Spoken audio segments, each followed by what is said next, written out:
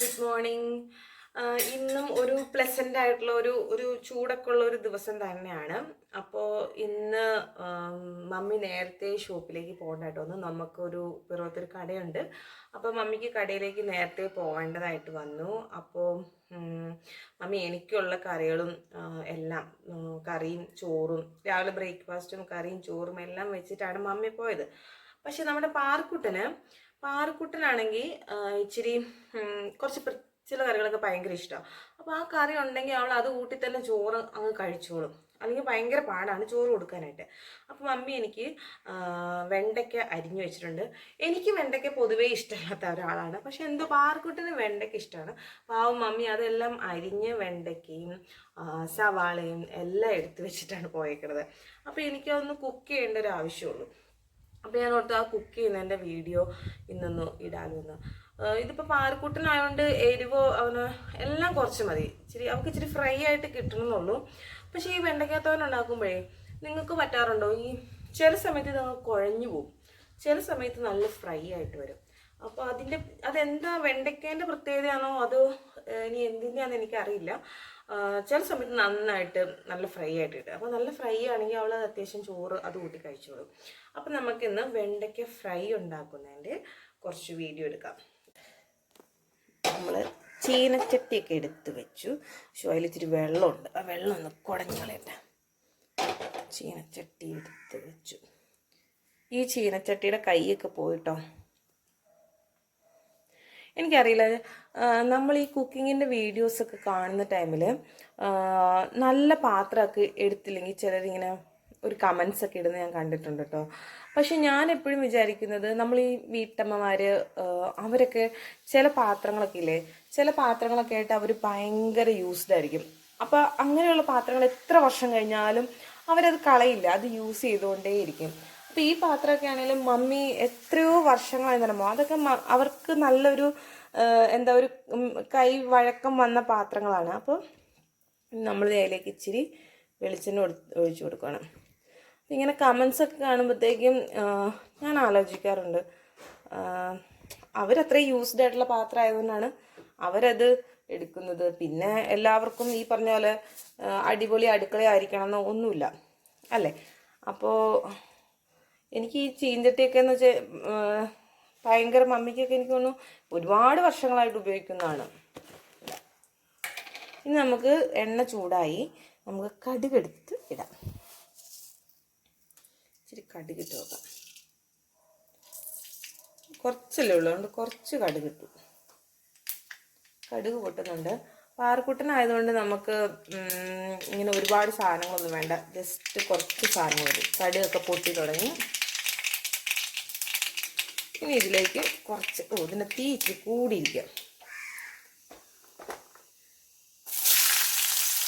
ഞാൻ അതിലേക്ക് സവാള അങ്ങ് എടുത്തിട്ട്, മമ്മി എനിക്ക് എല്ലാം അരിഞ്ഞു വെച്ച് തന്നിട്ടാട്ടോ പോയത്.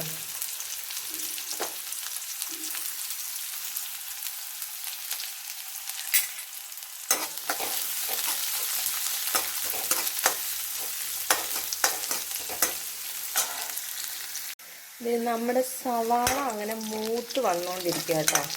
ഇനി ഒന്ന് മൂത്താൽ മതി. എന്നിട്ട് നമുക്ക് നമ്മുടെ വെണ്ടയ്ക്ക എടുത്ത് ഇതിലേക്ക് ഇട്ട് കൊടുത്തേക്കാം.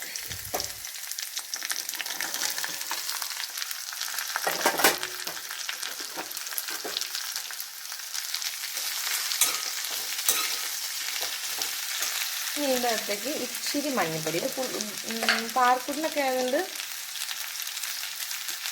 ഒരുപാട് അങ്ങനെ നമുക്ക് ടേസ്റ്റ് വന്ന മറ്റേ എരിവൊക്കെ വരുന്ന ഒരുപാട് ഇൻഗ്രീഡിയൻസ് ഇടണ്ട. കുറച്ച് മഞ്ഞൾപ്പൊടി. ഈ നമ്മൾ നോർത്ത് ഇന്ത്യയിലേക്കൊക്കെ ചെന്ന് കഴിയുമ്പോഴത്തേക്കും അവരുടെ ബിണ്ടിനാട്ടോ അവർ വന്നാൽ, ഹിന്ദിയിൽ ബിണ്ടിയാണല്ലോ. അപ്പോൾ അവരുടെ ബിണ്ടിത്തോരൻ്റെ അകത്ത് നന്നായിട്ട് മഞ്ഞൾപ്പൊടിയൊക്കെ ഇട്ട് ആണ് അവരുണ്ടാക്കുന്നത്. ഇനി ഇതിലേക്ക് കുറച്ച് മുളക് പൊടി, പേരിന് ഇത്തിരി മുളക് പൊടി, ആർക്കുന്നായതുകൊണ്ട് കുറച്ച് മതി. ഇനി നമുക്ക് ഇത്തിരി ഇളക്കി കൊടുക്കാം.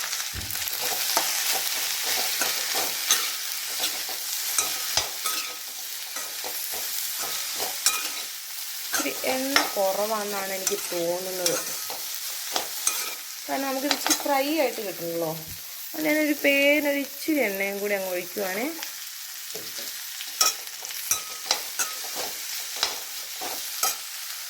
ഇതിവിടെ ഇരുന്ന് സെറ്റാവട്ടെ. നന്നായിട്ടൊന്നുകൂടെ ഇളക്കട്ടെ കേട്ടോ.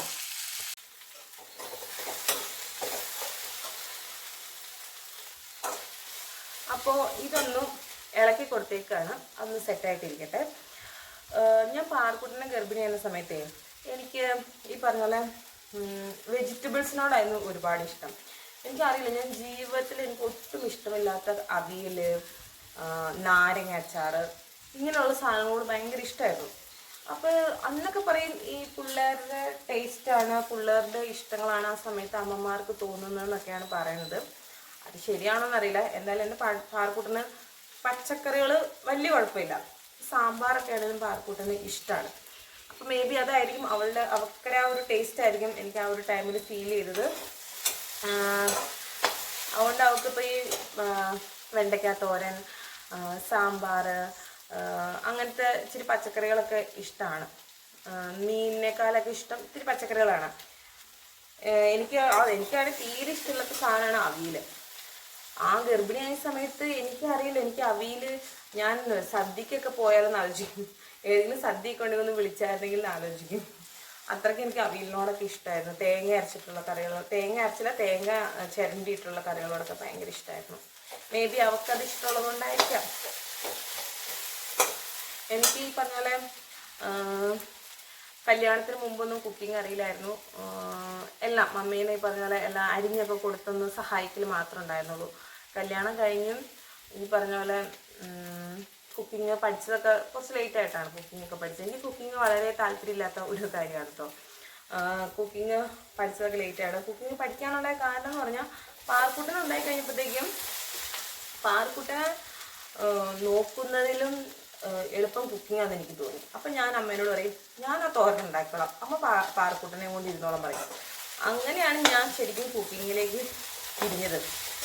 പക്ഷെ അതിലും വലിയ കോമഡി എന്ന് പറയുന്നത്, കോമഡി അല്ല വേറൊന്നുമല്ല, ഇപ്പോൾ നമ്മുടെ ലൈഫ് പാർട്ട്ണർ എന്ന് പറയുമ്പോൾ ഇപ്പം അഞ്ചേട്ടൻ എന്ന് പറഞ്ഞു കഴിഞ്ഞാൽ ഫുഡ് ഒരുപാട് കഴിക്കുന്ന ആളാണ്.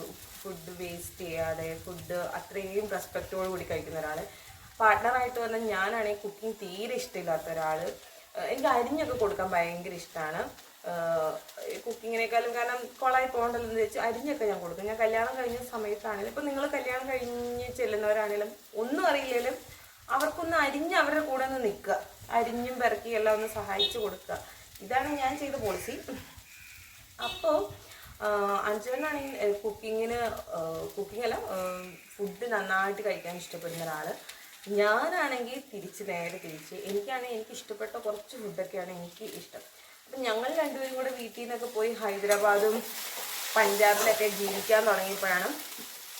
പക്ഷെ ചേട്ടനെല്ലാം ഫുഡും ഇഷ്ടമായതുകൊണ്ട് എനിക്കിഷ്ടമുള്ള ഫുഡുകൾ ചേട്ടൻ കഴിക്കും. അതുകൊണ്ട് ഞങ്ങളങ്ങ് അഡ്ജസ്റ്റ് ചെയ്ത് പോയി. അതുപോലെ തന്നെ ഒരാൾ നന്നായിട്ട് ഫുഡ് കഴിക്കുന്നതുകൊണ്ട് നമ്മൾ ഫുഡിന് വേണ്ടിച്ചിട്ട് ഈ സവാള ഇത്രയും പോരാ, കുറച്ചും കൂടി ഇട്ട ടേസ്റ്റ് കൂടുന്നു തോന്നി ചേട്ടൻ വേണ്ടി അത് അരിഞ്ഞു തരും. കാരണം അവർക്ക് നല്ല ടേസ്റ്റുള്ള ഫുഡ് കിട്ടാൻ വേണ്ടി. അങ്ങനെയൊക്കെ അഡ്ജസ്റ്റ് ചെയ്താണ് നമ്മൾ ഫാമിലി ലൈഫ് മുന്നോട്ട് പോവുക. എനിക്ക് തോന്നുന്നു ആർക്കും ദൈവം സെയിം ആയിട്ടുള്ള ഒരേ ഒരു നേച്ചറായിട്ടുള്ള പാർട്ട്നേഴ്സിനൊന്നും കിട്ടും തോന്നില്ല. ഒന്നുകിൽ എന്തെങ്കിലും കാര്യത്തിലൊക്കെ ഓപ്പോസിറ്റും ക്യാരക്ടേഴ്സ് ആയിരിക്കും എന്നാണ് തോന്നിയത്. ഞങ്ങളുടെ കാര്യത്തിലൊക്കെ അങ്ങനെയാണ് കേട്ടോ. പിന്നെ നമ്മൾ പഠിച്ചിട്ടുള്ള പോലെ പോസിറ്റീവും നെഗറ്റീവും അതായത് ഓപ്പോസിറ്റ് സൈഡ്സ് തമ്മിലായിരിക്കില്ല കൂടുതൽ അട്രാക്ഷൻ. അതുകൊണ്ട് കുഴപ്പമില്ല. ഇതൊന്നും ഇങ്ങനെ ഫ്രൈ ആയിക്കൊണ്ടിരിക്കുകയാണ്. അതുപോലെ എൻ്റെ പാറക്കുട്ടന് ഇഷ്ടമുള്ളൊരു സാധനമാണ് മുട്ടയുടെ വെള്ള. മുട്ടയുടെ വെള്ള മാത്രം കേട്ടോ പാറക്കുട്ടൻ കഴിക്കുള്ളൂ. പാറക്കുട്ടൻ മുട്ടയുടെ ഉണ്ണി കഴിക്കില്ല.